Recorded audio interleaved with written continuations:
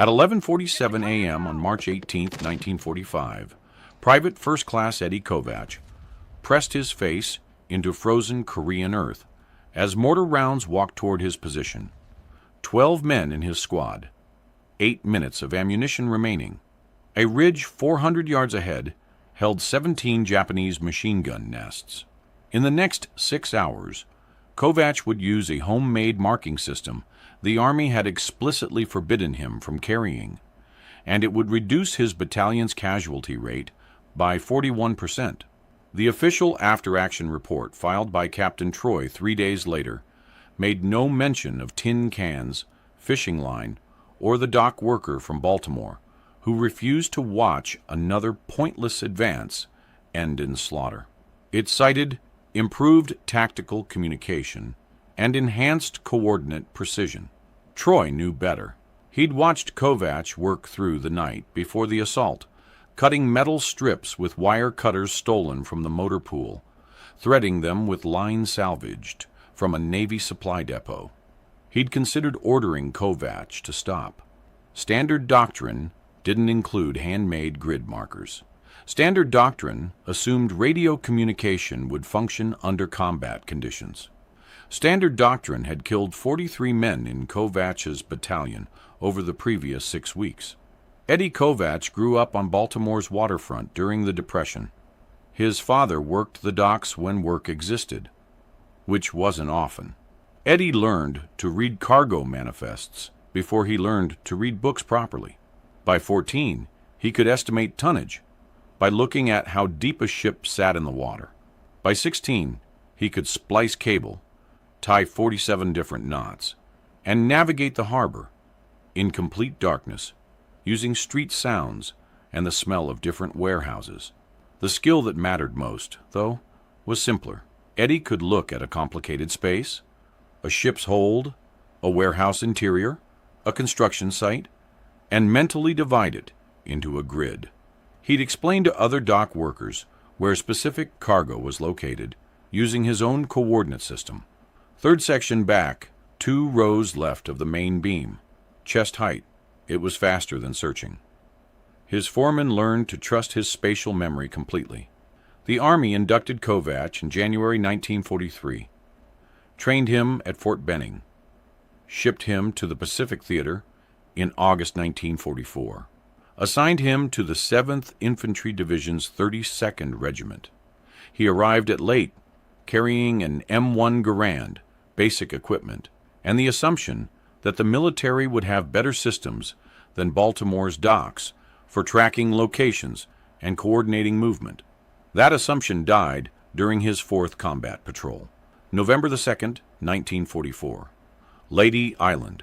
Sergeant Martin led 9 men on a reconnaissance mission to identify Japanese positions before a scheduled artillery barrage. The fire support officer needed coordinates. Martin had a map, a compass, and a radio. Standard equipment, standard procedure. They moved through dense jungle for 90 minutes, identified 3 machine gun nests and an artillery position. Martin radioed back coordinates, read them twice to confirm. The artillery officer repeated them back, everything protocol. The barrage came down 400 yards from the target, hit empty jungle. The Japanese positions remained intact. When Martin's patrol withdrew, they walked into an ambush. The enemy had heard the American radio transmission and repositioned. Martin died instantly. 4 others were wounded. 2 more died before they reached friendly lines. Kovach helped carry the bodies back. Martin's map was still in his pocket, blood-soaked but readable. Kovach checked the coordinates Martin had radioed. They were correct. He checked them against landmarks visible from their position. Also correct. The artillery officer had written them down wrong. Or the plotting team had misread them. Or something had gotten lost in the transmission chain. The official explanation, fog of war. These things happen. 3 weeks later, Lieutenant Troy, not yet promoted to captain, led an assault on a fortified ridge. He called for artillery support twice during the advance. Both fire missions landed off target. One came down 200 yards short, killed 6 Americans, Troy's after-action report noted communication difficulties and coordinate confusion. Nobody was disciplined. The system was working within acceptable parameters. January 8th, 1945. Private Donovan died because Sergeant Whitmore radioed a coordinate that was transcribed incorrectly at battalion headquarters. The mortar barrage Donovan was supposed to be 50 yards away from landed directly on his position. Whitmore heard it coming. Started screaming into the radio. Couldn't stop it. Kovach had been in Donovan's squad for 8 months. They'd shared rations, guard duty, letters from home. Donovan was from Ohio. Had a wife and a son he'd never met. Talked about opening a hardware store after the war. Kovach sat next to Whitmore that night. Whitmore couldn't stop talking. Kept saying he'd checked the coordinates 3 times. Knew they were right. Had read them slowly, clearly. Something had gone wrong in the transmission. Some clerk had written down the wrong number.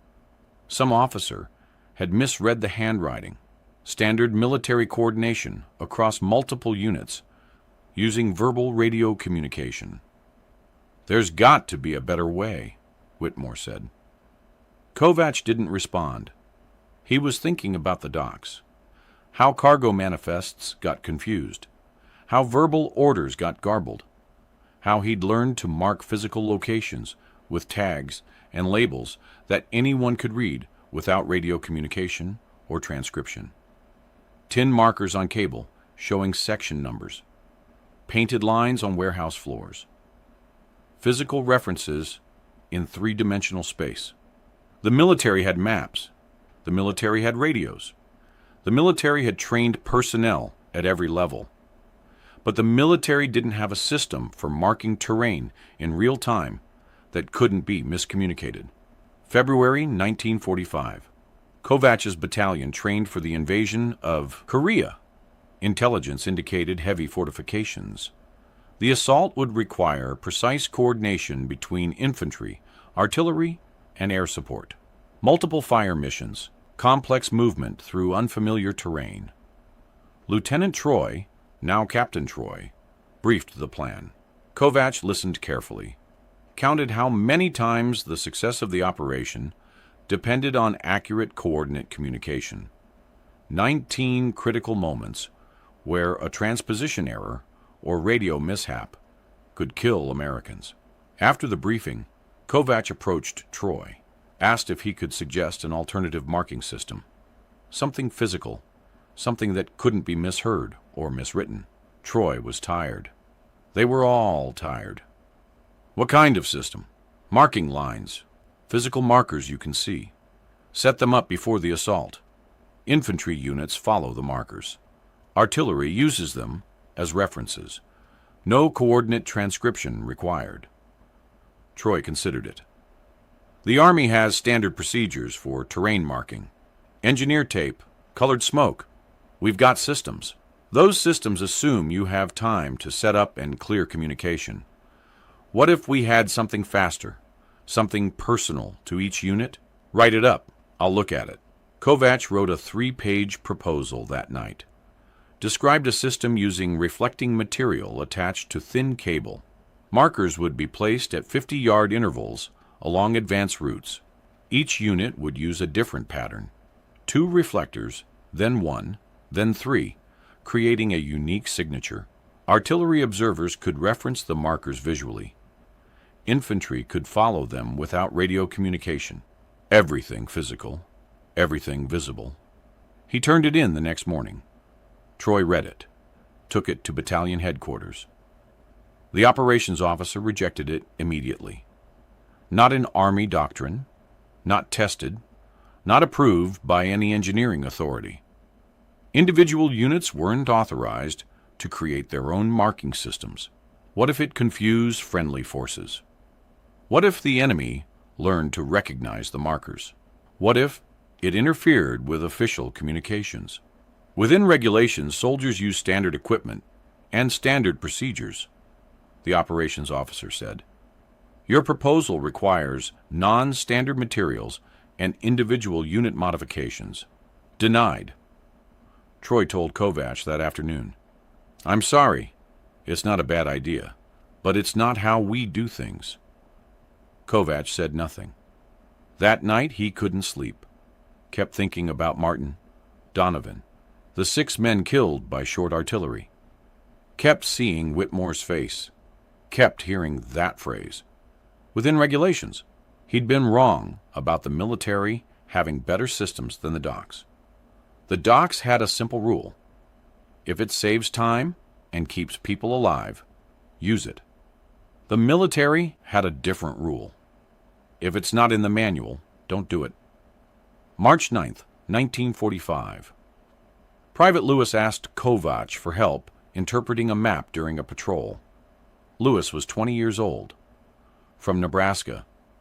Couldn't read topographic maps well. Got confused between magnetic north and true north. He was trying hard. Just didn't have the spatial sense some people developed naturally. They were standing in a forward position.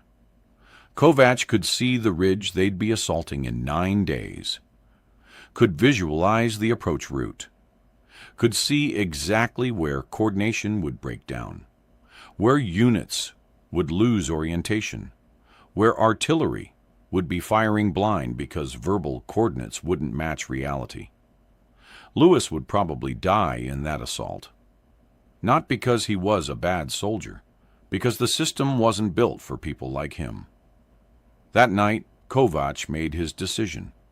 He walked to the motor pool at 11:15 p.m. Found the maintenance shed. The door wasn't locked. Inside, he located wire cutters, tin snips, and a spool of steel cable. Checked the thickness. 1/4 inch. Too thick. Kept searching. Found lighter gauge wire used for electrical repairs. Took 50 feet. Next stop, Navy Supply Depot 2 miles south. He walked there. Took an hour. The guards knew him from previous supply runs. Nodded as he passed. Inside he found fishing line. Heavy test weight. Reflective quality under light. Took 3 spools. Back at his unit area by 1:30 a.m. Everyone asleep. Kovach sat on the ground outside his tent. Started working. Cut the tin from ration cans. Created rectangular strips about 2 inches by 1 inch. 48 strips total. Punched holes in the corners using a nail and rock. Threaded fishing line through the holes. Created strings of markers with different patterns. 2 tin pieces close together. Gap. Single piece. Gap. 3 pieces together. Unique identifier. His hands were covered in grease and metal fragments. Cut his thumb on a sharp edge. Wrapped it in cloth and kept working. The tin was harder to cut than he'd expected. The wire cutters weren't designed for this. Had to apply significant force.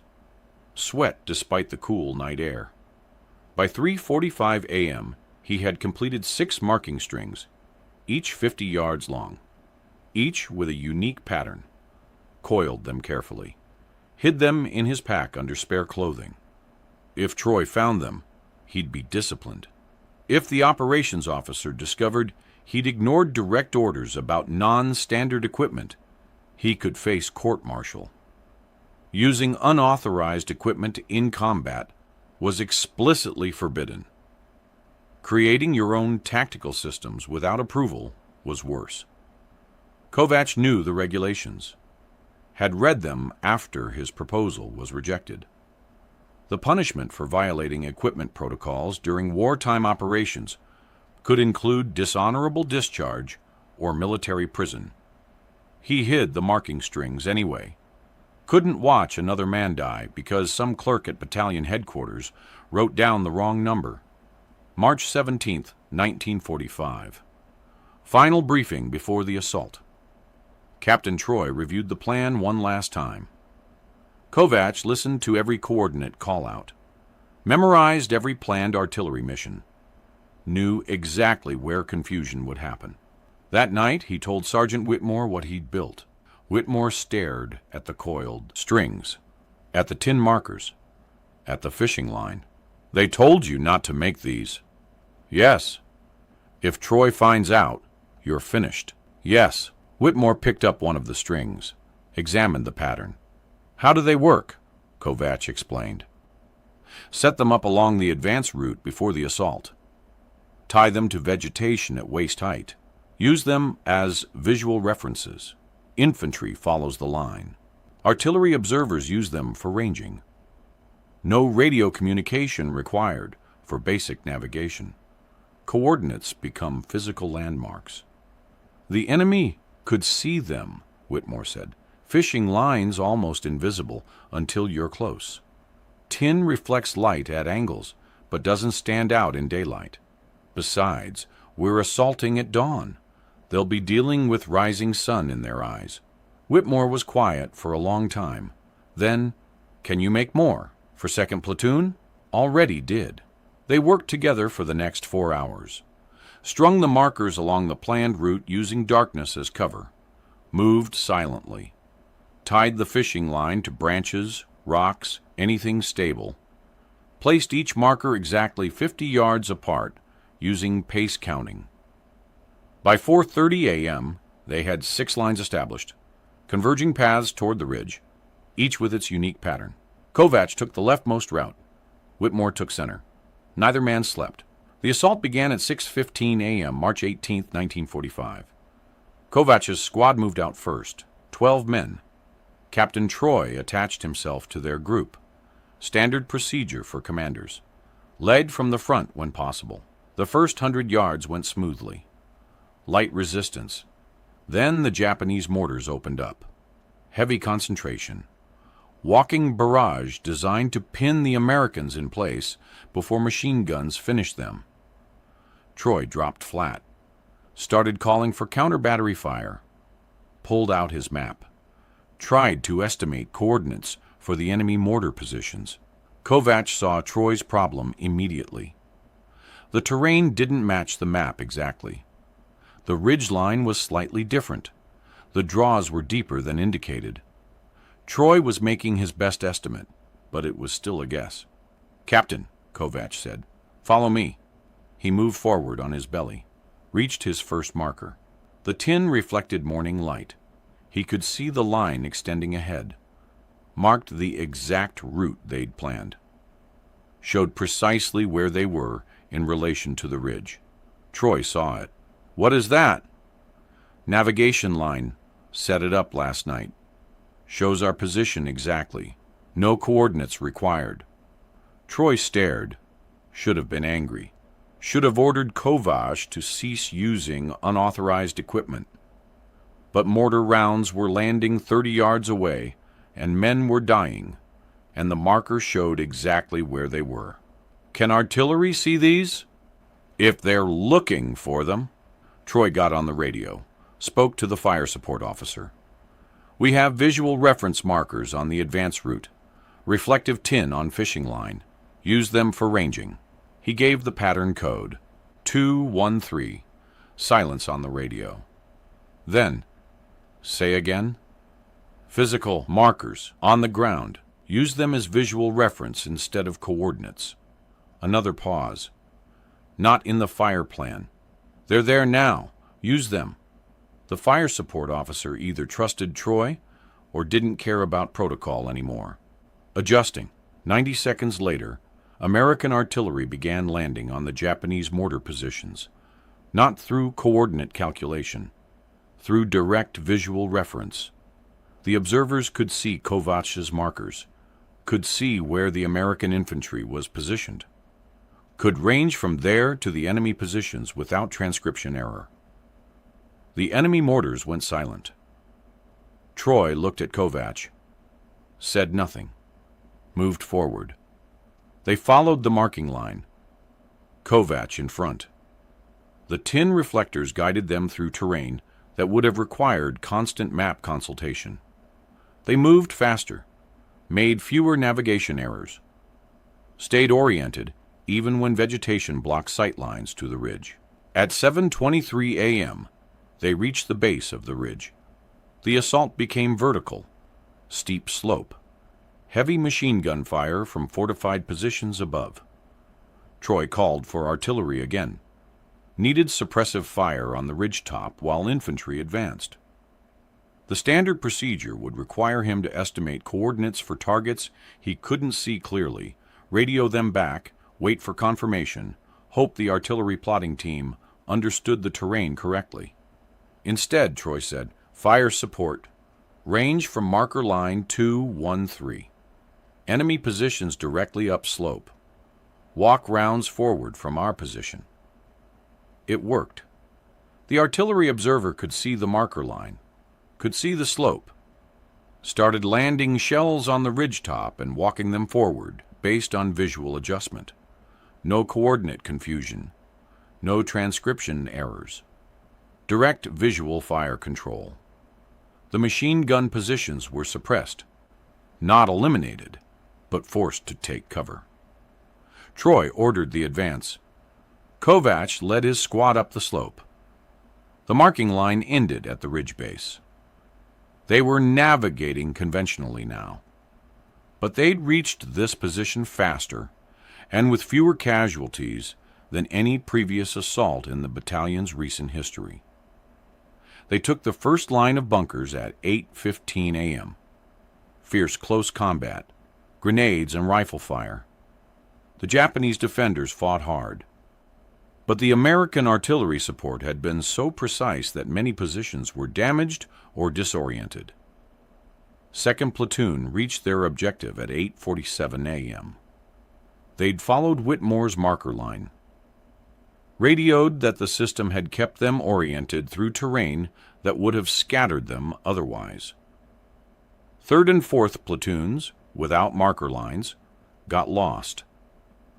Ended up 200 yards off their planned routes. Took an additional 40 minutes to reorient.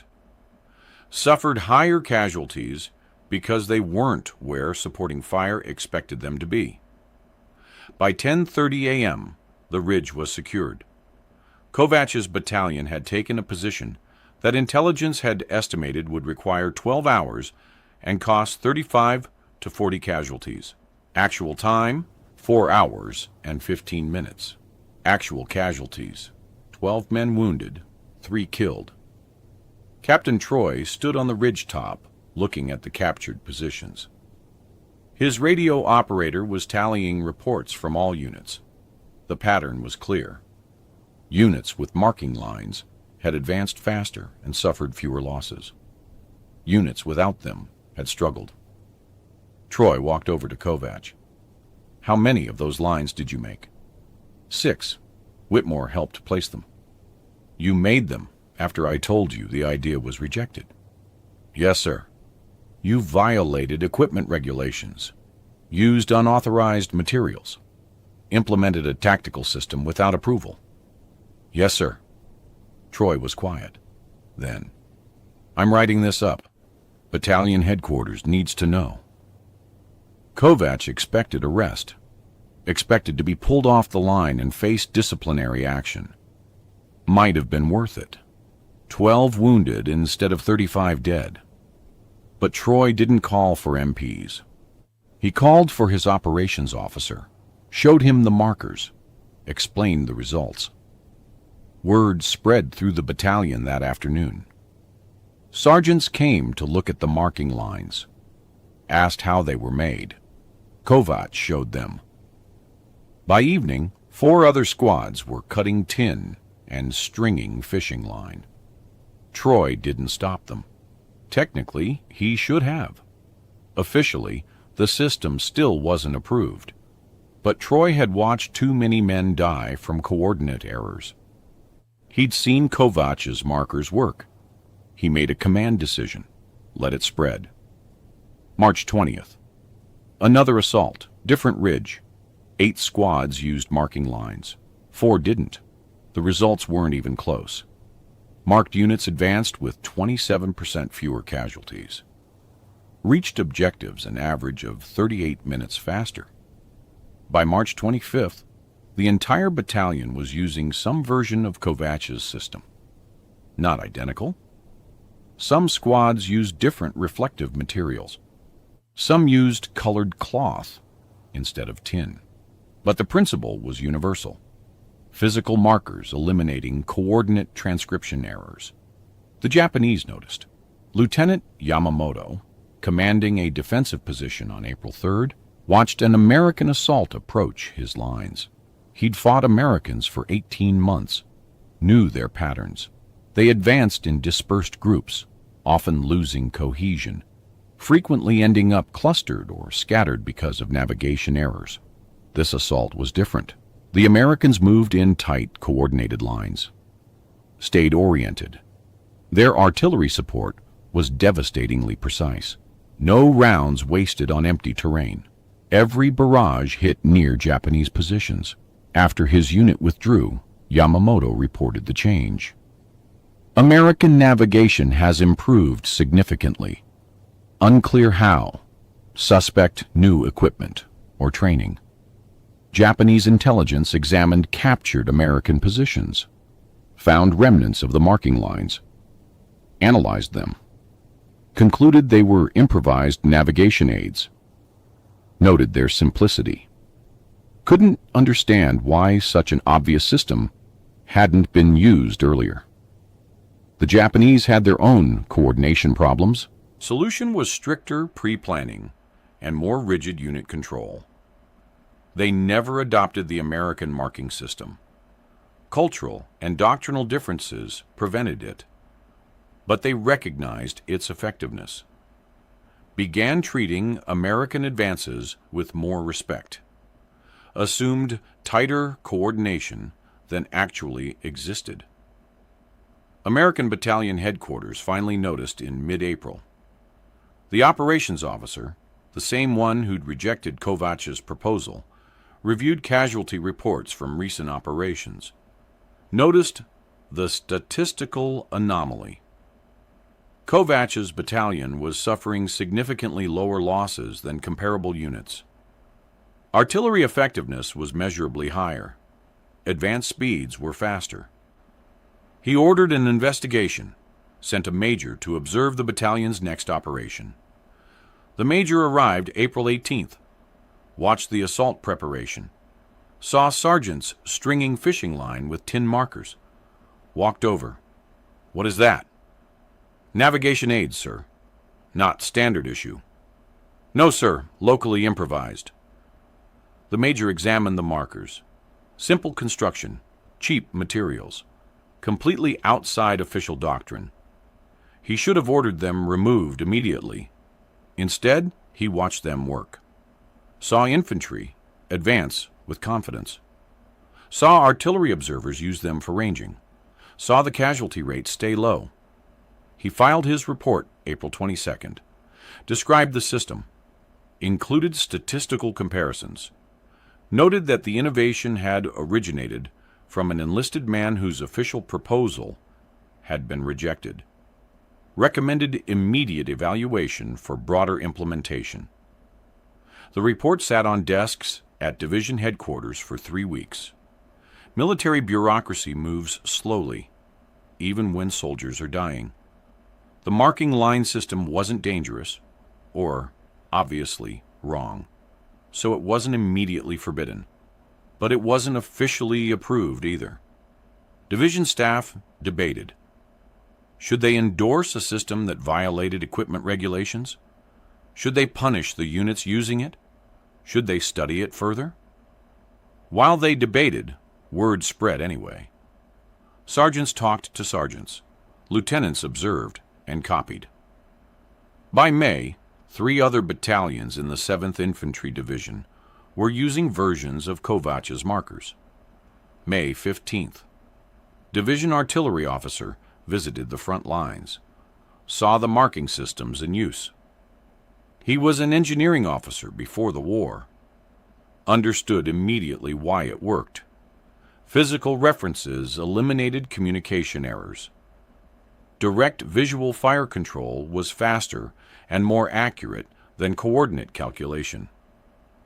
He went back to division headquarters. Didn't ask permission, just issued a training bulletin. Improvised navigation markers, recommended practices. Described various marking systems observed in forward units, suggested materials, and placement procedures. Made it semi-official without waiting for formal approval. The division commander read the bulletin, could have countermanded it, could have enforced strict equipment regulations. Instead, he filed it away and said nothing. Tacit approval through silence. June 1945. The war was nearing its end. American forces were preparing for operations that would never happen because of Hiroshima and Nagasaki. But in June, those operations seemed inevitable. Staff officers were planning massive assaults, calculating casualties in the hundreds of thousands. Somebody at Corps headquarters reviewed recent casualty statistics. Noticed the 7th Infantry Division's numbers, significantly lower than projections. Investigated why. Found the marking line system. Traced its origin. Discovered that it started with a rejected proposal from a private first class, whose idea had been dismissed as non-standard. Corps issued a formal tactical bulletin in late July. Authorized field expedient navigation markers. Provided guidelines. Credited the 7th Infantry Division with developing the technique. Made no mention of Eddie Kovach. Conservative estimates calculated that marking line systems saved approximately 90 American lives during operations in Korea, April through August 1945. Reduced artillery-friendly fire incidents by 62% in units using them. Improved advance speeds by an average of 33%. Eddie Kovach received no formal recognition, no medal, no commendation. Captain Troy recommended him for a Bronze Star. The recommendation was downgraded to a verbal "good work" from the battalion commander. Official documentation attributed the improved coordination to enhanced tactical procedures and better training standards. No report mentioned the private who cut up ration cans in the middle of the night because he couldn't watch another friend die. Kovach survived the war, returned to Baltimore in October 1945, went back to the docks, worked as a cargo foreman, married in 1947, had 3 children, never talked much about his military service. When his kids asked, he'd say he worked in supply coordination. Technically true. He attended one reunion of his old battalion in 1953. Saw Captain Troy, now a civilian working in construction. They shook hands. Troy said, "Your idea saved a lot of lives." Kovach shrugged. Did what needed doing. That was the extent of his recognition. Kovach died in 1982. Heart attack, age 64. His obituary in the Baltimore Sun was 3 paragraphs. One sentence mentioned military service. He served in the Pacific Theater during World War II. No mention of marking lines. No mention of the men who walked home because someone had ignored regulations.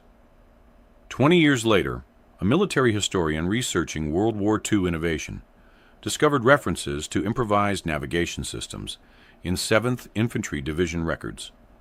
Traced them back. Found Kovach's original proposal in archived paperwork. Found the casualty statistics. Calculated the lives saved. Published a paper in 2003. Field Innovation in Military Operations. Case Studies from the Pacific Theater. 3 pages discussed Kovach's marking lines. The paper was read by approximately 400 people, mostly academics. The tactical principle behind Kovach's system, using physical markers to eliminate communication errors, became standard training in post-war military doctrine, not because anyone remembered Kovach, because the idea was obviously correct once you saw it demonstrated. Modern infantry units use GPS and digital communication, no tin cans or fishing line, but the core principle remains. When lives depend on knowing exactly where you are, Physical confirmation beats transmitted coordinates.